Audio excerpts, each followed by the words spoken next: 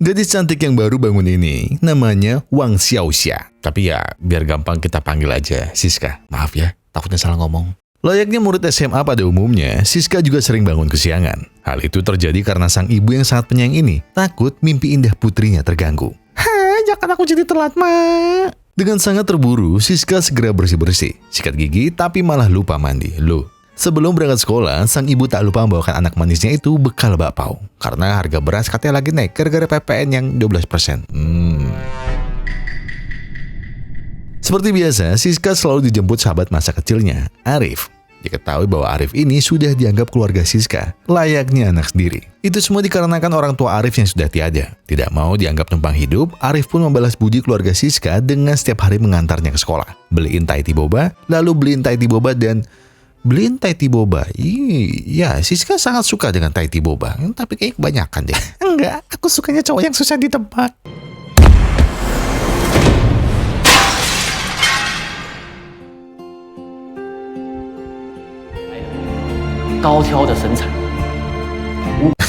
Keren banget gue. Seorang anak baru datang hari itu namanya Johan. Diketahui Johan sendiri adalah murid pindahan dari sekolah ternama di Cina. Entah apa yang membuatnya pindah ke sekolah ini. Tapi yang harus kalian tahu, Johan ini mantan juara Olimpiade MTK 3 tahun berturut-turut, juara nasional panahan 2 tahun berturut-turut, dan juara dalam mempesona para wanita. Seperti Daud, mana ada? Melihat kejantanan Johan di depan mata, hati Siska pun luluh saat itu juga. Adik suka sama abang. Siska mulai mencoba segala macam cara untuk meluluhkan hati pria cool ini. Contohnya, masak di rumah dan ngajak Johan tukeran makanan saat di sekolah.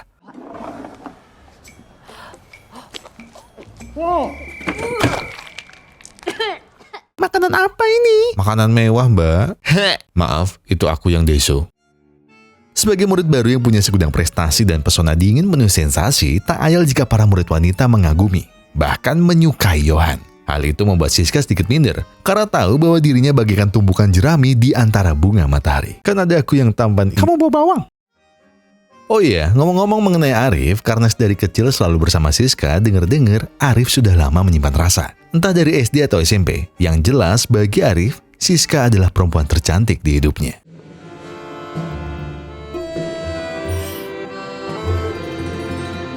Kecuali Mela.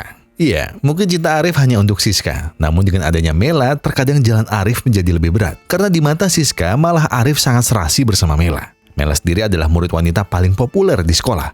Hal itu dikarenakan Mela dan Arif berada dalam satu band yang sama. Sehingga waktu Arif lebih banyak dihabiskan berdua dengannya. Namun itu tidak masalah. Bagi Siska sekarang, yang penting adalah mendapatkan hati pangeran impiannya, Johan. Selain murid yang serba bisa, Johan sendiri adalah anak sultan kaya raya. Sang ibu yang seorang CEO di Amerika seringkali jarang pulang. Dan alhasil, Johan diurus oleh kakek dan neneknya. Namun karena demensia yang neneknya derita, kini Johan balik yang mengurusnya. Makasih ya, cu. Uang jajan Johan ditambahinnya nih. Dikit. Boleh ya, boleh. Selain dengan kakek nenek, sedari kecil Johan juga ditemani oleh seekor anjing manis yang bernama si Putih. Walaupun si Putih adalah anjing yang sakit-sakitan, tapi bagi Johan, ia adalah teman terbaiknya selama ini. Hari itu, demi memperjuangkan cintanya ke Johan, Siska bahkan rela cosplay jadi ninja dan mengikuti kemana Johan pergi. Di sana nampak Johan sedang memandangi sebuah foto gadis kecil. Sepertinya itu adalah foto teman masa kecilnya dulu yang terpaksa berpisah karena keadaan. Siska pun mengagetkannya. Lalu ia bertanya, sedang apa Johan sendirian di tempat ini? Hayo!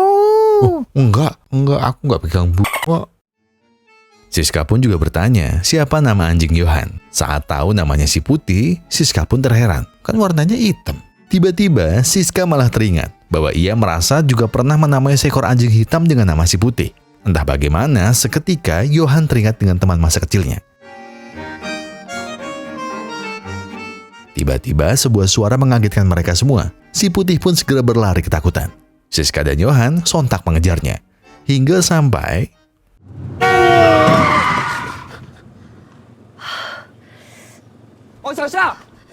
Melihat Siska yang terluka, hati dingin Johan pun luluh. Namun Siska menolak untuk dibantu. Bagi Siska, luka seperti ini sudah biasa. Sedari kecil, Siska sudah sering berkelahi dengan para laki-laki. Oleh karena itu, Johan tak perlu repot membantunya. Langkah kaki Siska terbayang seperti teman masa kecil Johan.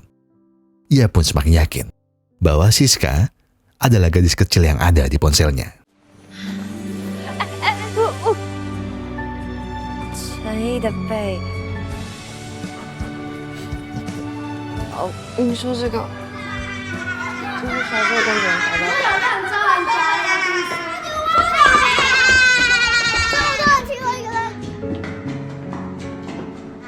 他叫小白，小白，好啊。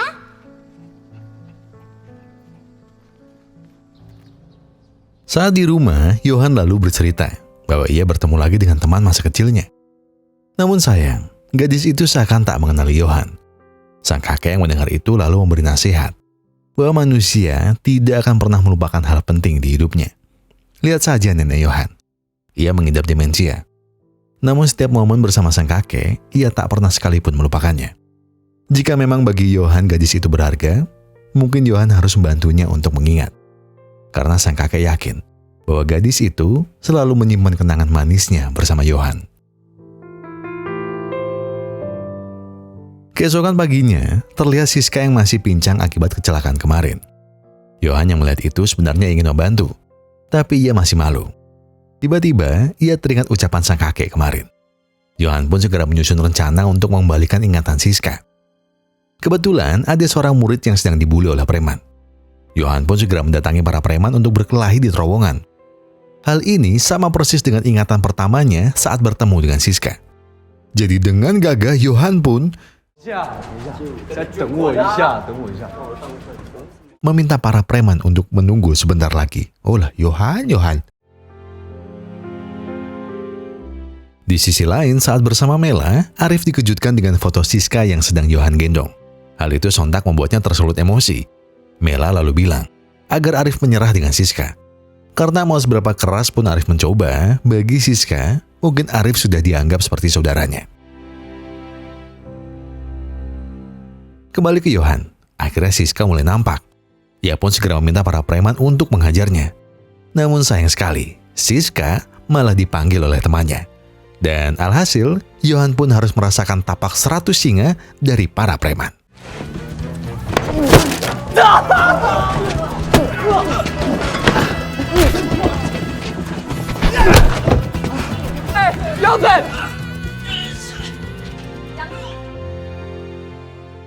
Tak disangkanya, para preman itu adalah gerombolan Arif. Ia pun segera datang dan menantang Johan. Duel cinta segitiga pun tidak bisa lagi terelakkan. Siska yang baru sampai ke sekolah disusul oleh Arif yang babak belur. Ia pun segera berniat membantu Siska untuk naik tangga. Tapi Siska menolak. Karena hal itu terasa aneh untuk dirinya. Arif yang masih cemburu ini lalu berteriak. Jika posisinya sekarang diganti dengan Johan, pasti Siska tak akan menolaknya kan? Ocehan Arif tak digubris oleh Siska dan langsung meninggalkannya sendirian. Selama jam pelajaran, Siska tak melihat Johan hadir di sana. Ia pun mengajukan diri kepada Pak Guru untuk mengantarkan PR bagi Johan. Sesampainya di rumah Johan, Siska terkejut melihat wajah babak belur pria idamannya itu. Namun Johan tak mengucap sepatah kata pun. Ia lalu mempersilahkan Siska masuk. Namun sang nenek yang demensia ini merasa takut jika ada orang asing datang ke rumahnya. Diketahui neneknya baru bisa tenang apabila sang kakek berada di sisinya. Namun sekarang kakeknya sedang pergi ke Taiwan untuk membeli obat bagi neneknya. Oleh karena itu, Siska pun terbesit sebuah hal. 还是你用这个打电话给外公？哎，我在啊。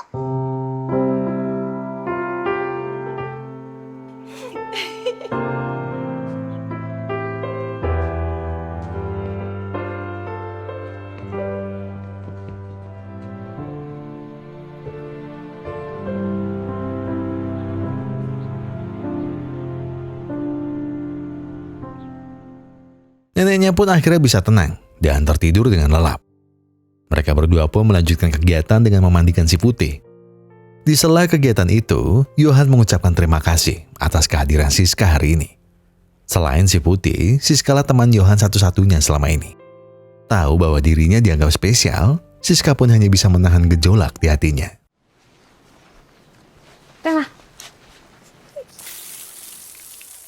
Malamnya, kakek pun sudah pulang. Ia sempat memarahi Johan karena bawa gadis saat dirinya pergi. Namun Johan menerangkan bahwa gadis itulah yang Johan ceritakan kemarin.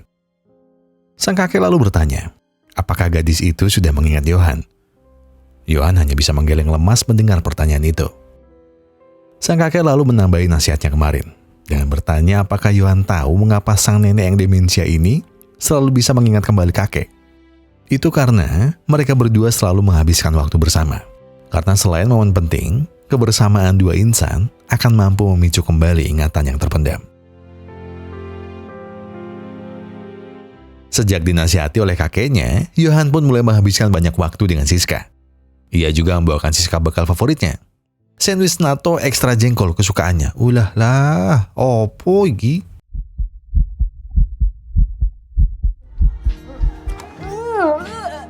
Gak apa-apa. Kalau memang Siska gak suka sama makanannya, seenggaknya Johan sudah riset minuman favorit Siska. Boba Thai tea, ekstra madu dengan topping tambahan mutiara sagu. Bukannya sama aja ya? Siska pun mulai bahagia. Kecegilannya yang selama ini dirasa sia-sia mulai mendapatkan tanggapan dari Johan. Bahkan mereka berdua seringkali bercanda bersama, sampai bikin akun Instagram buat berdua. Tahu bahwa Siska agak bodoh, tapi Johan gak masalah. Ia pun mengajari Siska pelajaran saat jam istirahat tiba. Namun di tengah itu, Arif malah datang dan meminta Siska untuk ikut bersamanya. Ternyata Arif memintanya untuk menjadi MC di konser musiknya besok malam. Hal itu dikarenakan MC yang asli sedang patah hati. Siska awalnya gak mau karena merasa masih cupu. Tapi Arif meyakinkan bahwa dulu Siska pernah memenangkan lomba berpidato saat SD. Jadi kalau cuma nge-MC ya sepele lah. Tapi kan pidato. Aku percaya kamu bisa.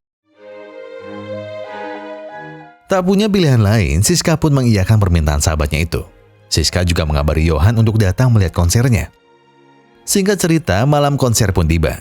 Sebelum berangkat, Johan mampir ke warung boba untuk ia bawakan kepada Siska.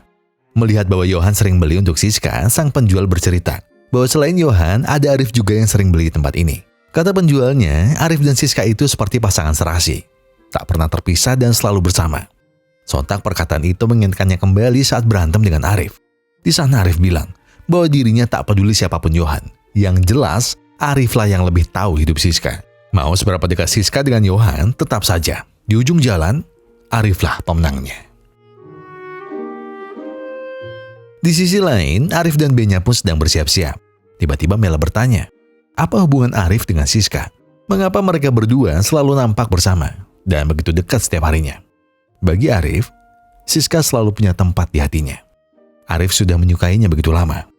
Mau siapapun yang mencoba merebut Siska, Arif takkan pernah menyerah untuk menggapainya. Tanpa sadar, perkataan Arif malah melukai hati Mela. Ia pun kecewa dengan jawaban itu. Padahal Mela kira dengan lagu yang mereka ciptakan bersama, Arif bisa menyukainya. Ia pun juga sadar, mau seberapa besar usahanya ke Arif, namun tetap Siska lah yang ia pilih seterusnya. Jawaban dari Arif sepertinya benar-benar menekan hati Mela. Bahkan saat Arif selesai intro, dirinya tak juga menabuh drumnya. Mela pun pergi dan meminta maaf jika dirinya tak bisa melakukan ini. Seluruh penonton hanya bisa bertanya-tanya tentang apa yang terjadi. Tiba-tiba suara manis mulai terdengar. Ternyata itu adalah suara dari Siska. Melihat itu, Arif segera menyambutnya agar acara tetap bisa berjalan. Para penonton pun seakan tak percaya. Siska yang dikenal sebagai gadis yang banyak tingkah mampu bernyanyi dengan merdunya. Hingga sampai Johan datang, ia melihat kedekatan dari Siska dan Arif. Mereka berdua nampak sangat serasi di matanya. Ditambah para penonton menyorakan nama mereka berdua untuk segera menjadi pasangan. Hal itu tak sadar telah menyakiti hati Johan. Dan ia hanya bisa pergi, menahan rasa sakit yang begitu menyayat hati. Setelah konser usai, Siska mulai merasa aneh karena Johan tak menjawab pesan darinya. Arif yang kembali cemburu bilang, bukannya Johan memang seperti itu, dingin dan tak peduli sekitar. Siska membantahnya, karena akhir-akhir ini mereka berdua telah dekat, bahkan seperti pasangan kekasih yang berbagi Instagram. Hingga saat di sekolah, Johan pun mengajak Siska untuk berbicara empat mata. Di sana, Johan menegaskan kepada Siska agar mereka menjaga jarak. Ia tak mau dianggap pengganggu hubungan orang. Siska pun bingung apa yang Johan maksud. Johan menjelaskan, jika memang sudah ada laki-laki lain di hidup Siska, mengapa dirinya mendekati Johan? Itu terlihat begitu murahan, jelas Johan. Siska hanya bisa mematung mendengar kalimat itu. Namun belum sempat ia menjelaskan, Johan langsung pergi, meninggalkan Siska dengan hati yang penuh luka. Melihat Siska tak kunjung balik setelah dengan Johan, Arif pun segera mencarinya. Dengan terburu-buru ia membeli 2 Thai tea boba, minuman kesukaan Siska. Arif pun akhirnya menemukan Siska yang sedang melamun di atas sekolah mereka. Seraya memberi minuman, Arif berkata, "Jika seluruh lelaki di dunia ini menyakitimu, aku akan menjadi lelaki terakhir yang selalu melindungi dan menghiburmu." Perkataan itu jelas membuat Siska terkekeh. Ia pun berterima kasih. Karena di situasi apapun, Arif selalu ada untuk dirinya. Mereka berdua pun membolos dan menghabiskan waktu bersama. Tak lupa, Arif membelikan semua hal yang Siska sukai. Apapun akan Arif lakukan agar senyum manis wanita pujaannya dapat kembali terlihat. Namun memang, hati Siska sudah terkunci di Johan semata. Bahkan saat dirinya menangis dan hanya ada Arif di sampingnya, nama Johanlah yang paling Siska tunggu. Arif pun bertanya, mengapa bukan dirinya? Mengapa bukan diri Arif yang selama ini selalu ada untuk Siska? Arif telah melakukan semuanya. Namun mengapa seorang laki-laki yang baru Siska kenal sebentar lebih ia pilih darinya? Setelah Arif mengatakan semua itu, ia baru sadar bahwa Siska sudah tertidur pulas. Ia lalu membangunkannya dan meminta Siska pulang karena sang ibu telah mencarinya. Namun yang tidak Arif tahu, Siska mendengar semua ucapannya. Namun, ia hanya tak bisa mencintai sahabatnya ini. Keesokan harinya, Siska hanya bisa pasrah dengan sikap dingin yang Johan tunjukkan. Namun tiba-tiba saat Pak Guru menghina Siska dengan bahasa Perancis, Johan pun tersulut emosi dan menanggapi hinaan Pak Guru, bahwa seseorang tidak bisa dinilai hanya dari pelajaran semata. Keberanian Johan jelas mengakibatkannya dipanggil ke ruang BK. Arif juga dipanggil karena perkelahiannya tempo hari terekam jelas di CCTV. Pak Guru BK meminta Arif untuk jujur bahwa ia telah dirundung oleh Johan. Arif mengelaknya, dan jawaban itu jelas membuat Johan terkejut, hingga sampai mereka berdua dihukum bersama. Johan bertanya, mengapa Arif membelanya? Itu bukan belaan. Aku hanya tak ingin terlihat rendah karena menjadi korban perundunganmu. Perkelahian itu adalah pertarungan yang adil. Jadi aku tak ingin mengorbankan harga diriku hanya untuk melihatmu hancur. Dan masalah Siska, mungkin sekarang kau menang. Siska begitu mencintaimu. Hubunganku dengan Siska hanyalah sahabat masa kecil. Namun mau berapa kali pun diriku gagal, aku akan terus mencoba. Jadi, jika aku melihat Siska menangis lagi, kau tahu apa jawabannya. Jelas Arif kepada Johan. Di malam harinya, sepulang Johan memeriksakan si putih, Siska tiba-tiba datang dengan sebuah kue. Siska bilang ia ingin minta maaf atas apa yang terjadi dan ingin merayakan ulang tahun Johan bersama. Namun tiba-tiba hujan turun dengan derasnya. Mereka berdua segera mencari tempat teduh untuk meniup lilin bersama. Johan mulai mengucapkan harapan di depan Siska. Dan di harapan kedua, Johan hanya mengucapkan maaf atas perkataannya tempo hari. Mata mereka pun saling memandang satu sama lain. Seakan kini hati mereka mulai terhubung. Dan dengan perlahan, Johan memajukan tubuhnya ke arah Siska. Tapi, 怎么吐了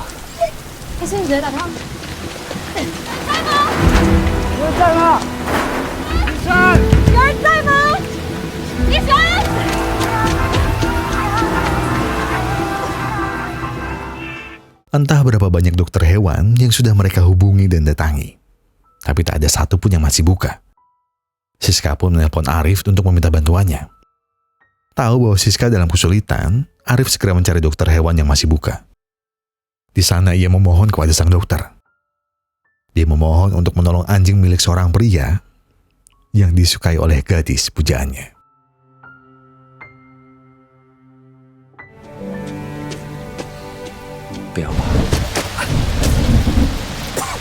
快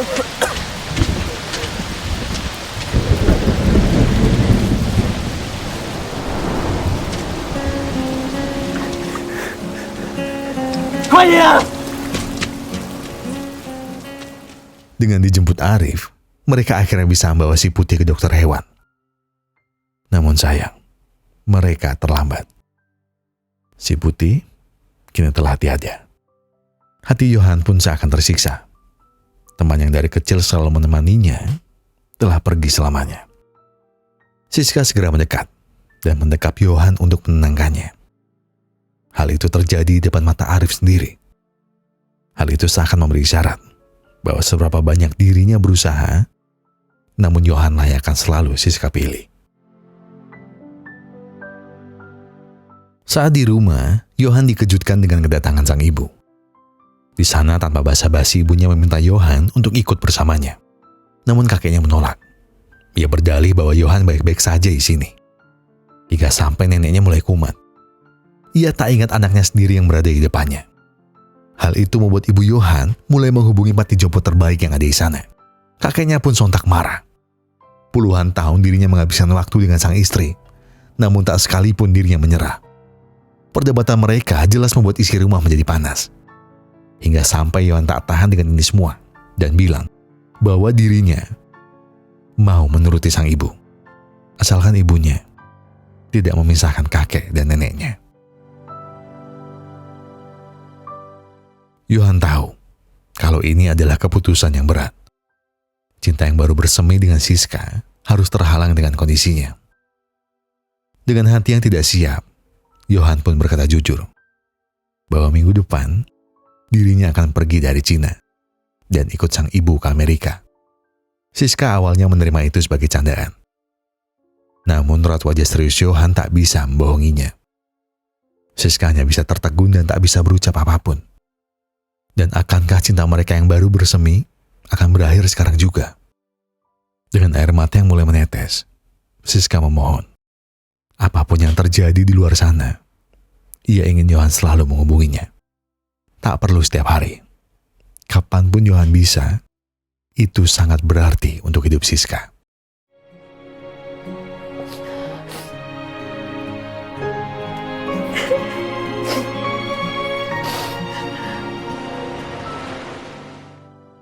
Setelah kepergian Johan, mereka berdua masih saling menghubungi dan berbincang seperti biasanya.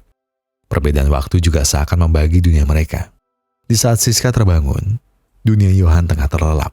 Dan ketika Siska terlelap, burung-burung di dunia Johan sedang berkicau ria. Namun mereka berdua terus dan terus mengabari satu sama lain. Bahkan saat Siska masuk perguruan tinggi, ia mengenalkannya ke seluruh temannya. Johan juga mengikuti perayaan ulang tahun Siska setiap tahunnya. Dari jauh, terbatas oleh jarak dan waktu. Namun, selalu dekat dengan kalbu. Hingga sampai kesibutan mulai menggerogoti hidup mereka. Sebuah kabar hanya tinggal wacana. Ikatan yang dulu erat, kini telah lepas begitu saja. Siska pun paham, walau banyak orang bilang bahwa jarak bukan menjadi masalah, namun merasakan cinta yang tak nyata hadirnya, perlahan memang menyiksa jiwa. Hingga akhirnya, mungkin hubungan Siska dan Johan telah usai sepenuhnya. Tak ada lagi kabar, tawa, dan senyum bahagia satu sama lain yang menghiasi hidup mereka.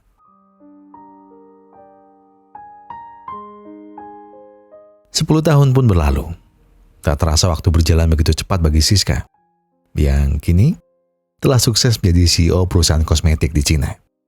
Diketahui, Siska juga telah berulang kali membuka hati. Namun memang, cintanya yang besar kepada Johan tak pernah bisa digantikan. Hingga sampai di hari pernikahan sahabatnya Susi, ia bertanya kepada Siska, mau sampai kapan dirinya seperti ini? Kedua sahabatnya telah menikah, dan hanya tinggal Siska sendirian sekarang. Namun Siska tak mau terburu-buru, karena ia yakin bahwa jalan yang Tuhan beri lebih indah daripada jalan pilihannya sendiri. Di tengah obrolan itu, Susi memberitahu bahwa dirinya telah menyiapkan kursi spesial untuk seseorang yang penting bagi Siska. Namun Siska hanya terdiam, lalu mengajak Susi untuk menemui para tamu undangan. Setelah bercanda ria dengan seluruh teman-temannya, mata Siska mulai tertuju dengan sebuah bangku yang terlihat kosong dan berharap sosok spesial yang Susi maksud segera datang mengisinya. Namun sayang, hingga acara usai, sosok itu tak kunjung datang menemuinya. Siska pun pulang dengan kondisi hati yang begitu runyam. Seakan tak percaya bahwa waktu 10 tahunnya ini hanya ia habiskan demi menunggu hati yang tak kunjung kembali. Siska pun membuka akun Instagramnya bersama Johan. Di sana, nampak foto-foto mereka berdua saat SMA. Namun yang berbeda, ternyata Johan telah menggugah beberapa foto dan kalimat di sana. Ini adalah langit berbintang di New York, yang dingin dan jauh, seperti orang yang bersama aku sekarang. Tapi dia tidak ada. Aku juga melihat bayangan seperti dirimu. Namun aku yakin itu bukan kamu. Kita terpisah begitu jauh. Namun kau memperkenalkanku ke teman-temanmu. Dan itu membuatku sangat bahagia. Saat aku sedih, aku sering melihat fotomu ini. Lucu dan begitu menggemaskan. Namun dari semua foto yang kuunggah, yang satu inilah favoritku. Karena saat aku mengambilnya, aku melihatmu secara langsung. Tiba-tiba, Johan datang dan mengucap maaf jika dirinya terlambat. Sudah lebih dari 10 tahun ini, Johan menyimpan perasaannya untuk Siska seorang. Dan dirinya kembali minta maaf jika tak pernah pulang untuk menemuinya. Namun di antara maaf tersebut, ada sebuah hal yang ingin dia tanyakan. Yaitu, apakah Siska masih mencintainya?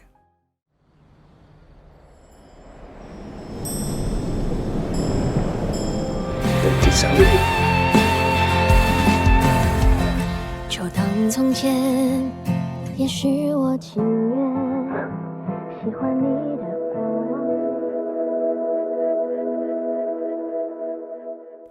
Saya tahu itu film pilihan siapa. Ya, lagi-lagi soal cinta pertama yang seperti yang sebelumnya ya. Urusan cinta pertama seringkali rumit bagi sebagian orang, khususnya bagi pria mungkin, kayaknya ya. Ada yang mampu beranjak dan melanjutkan hidup, ada juga yang terjebak dan gak tahu arah kemana jalannya. Ya pokoknya begitulah. Karena cinta pertama bagi sebagian orang itu memang akan kekal di jiwa. Namun di film ini, ada sebuah hal yang menarik perhatian saya kayaknya ya. Di samping kemesraan dan manisnya hubungan dari Siska dan Johan, hadirnya Arif sebagai pihak yang selalu kalah membuat saya sadar bahwa cinta tak pernah bisa untuk dipaksakan. Mau seberapa keras, mau seberapa besar, dan mau seberapa hebat pengorbananmu untuk seseorang, kamu tidak akan pernah dipilih. Jika bukan dirimu lah yang dia mau. Jadi sekarang pada ngaca ya, rajin mandi, tolong. Udah gak ngaca, jarang mandi, pengennya yang cakep. Alah, blok, mekok gue gitu. Sadar diri dulu, baru nyari anak orang. Oh, diri sendiri belum bener kok udah nyari anak orang. Saya sudah berusaha. Enggak, situ belum berusaha. Utek mau ingin yang mat kok. Berusaha. Mudeng aku utek tekanmu. Podo. Maaf, sorry. Ya itu bercandaan tidak jelas. Sorry. Ya, pokoknya gini, saya Gogon dan beserta tim Pusra Glory mengucapkan terima kasih buat yang sudah menonton video sampai habis. Terima kasih buat yang sudah memberikan like, terima kasih buat yang sudah memberikan komen, terima kasih buat yang sudah subscribe, terima kasih buat yang sudah memencet tombol thanks ya. Pokoknya terima kasih. Karena tanpa kalian, Sebatin itu gak bisa sampai hari ini. Sumpah, ini saya bukan omong-omongan manis ya. Serius. Sebatin bisa berbenah, kayaknya enggak sih.